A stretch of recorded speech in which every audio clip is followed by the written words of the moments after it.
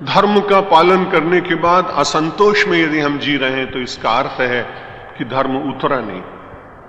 धर्म का पालन करने वाला व्यक्ति असंतुष्ट नहीं होता है, क्योंकि उसको मालूम है कि जितनी मेरी क्षमता है उतना मैंने किया। दूसरा आधार उसके जीवन में यह होता है कि जिसने मुझसे कराया मैंने उतना किया। कर्तृत्व के और भोक्तृत्व के अभिमान से जितना जितना जीव अपने को दूर रखने का प्रयत्न करेगा, सच मानिए कि आंतरिक अध्यात्म का आनंद उतना ही उतना व्यक्ति के साथ जुड़ता चला जाएगा। अध्यात्म आवरण नहीं होगा, अध्यात्म अंतर में अवतरण बनकर निरंतर विचरण करेगा। आइए फिर से चलते हैं। कल आपको स्मरण होगा पार्वती जी ने कुछ प्रश्न किए थे भगवान शंकर से, और भगवान शंकर ने उन प्रश्नों का उत्तर देने के लिए अपनी प्रस्तुति बताई थी। आज भगवान शंकर के शब्दों को अपनी प्राचीन संस्कृत भाषा में प्राचीन ग्रंथ में श्रवण करेंगे। धन्यासि भक्तासि परात्मनस्त्वं यज्ञातुमिच्छा तव राम तत्त्वं पुराणकेनाप्य अभिचोदितोऽहं वक्तुं रहस्यं परमं निगूढ़म। भगवान शंकर जी ने कहा, धन्यासि भक्तासि, आप बहुत धन्य हैं, आप बहुत अच्छी हैं, भक्त हैं। प्रश्न करने वाले को कभी जोर से डांट दिया जाए तो उसका मन टूट जाता है। इसलिए श्रीमद् भगवत गीता में भी आप देखेंगे कि जब भगवान श्री कृष्ण से अर्जुन ये कहता है कि महाराज मेरा मन बड़ा चंचल है, चंचलमि मन कृष्ण प्रमाथि बलवद दृढ़म तस्याहम निग्रहम मन्ये वायोरु सुदुष्करम। और ये बात उसने कहां कही है? 6 अध्याय में कही।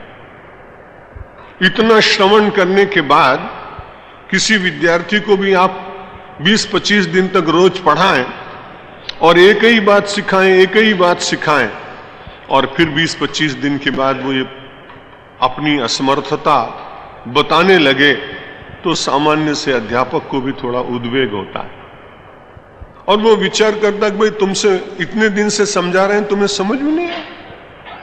लेकिन इतने 5 अध्याय की गीता हो जाने के बाद भी और भगवान से प्रार्थना करता है कि महाराज मेरी बड़ी कठिनाई है, चंचलम ही मन कृष्णो, मेरा मन बड़ा चंचल है।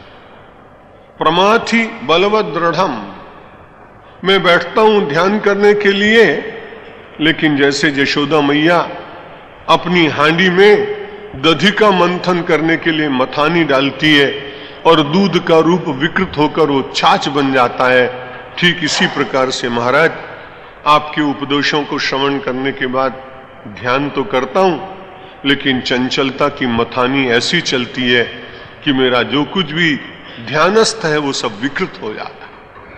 चंचलमी मन कृष्ण प्रमाथि बलवद दृढ़म, बहुत बलवान है मेरा मन, बहुत सुदृढ़ है।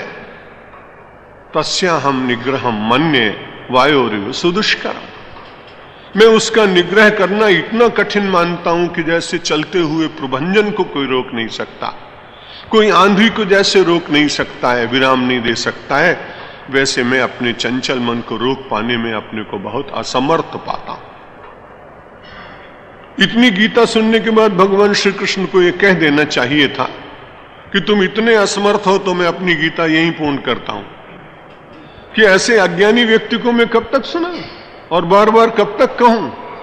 लेकिन भगवान जगत गुरु हैं और अपनी ये प्राचीन परंपरा है कि अज्ञ के सामने विज्ञ को उद्विग्न नहीं होना चाहिए।